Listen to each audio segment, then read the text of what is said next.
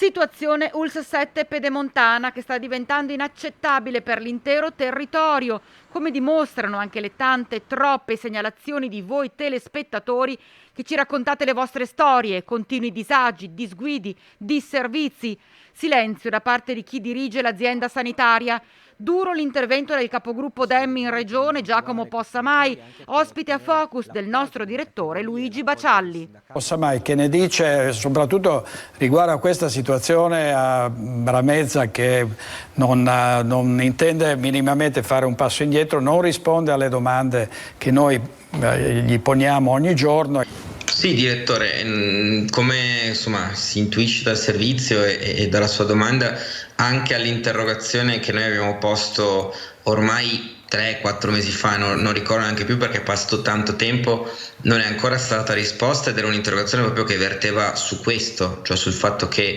era il tempo da parte della regione di dare risposte sulla situazione dell'U7 Pedemontana, ma devo dire servono risposte in generale sul tema della sanità. Noi lo diciamo ormai da tantissimo tempo, la condizione della sanità in Veneto da eccellenza si sta trasformando veramente in una situazione di profondissima difficoltà. Rischiamo che ci sia una sanità in cui chi può si cura presto e bene perché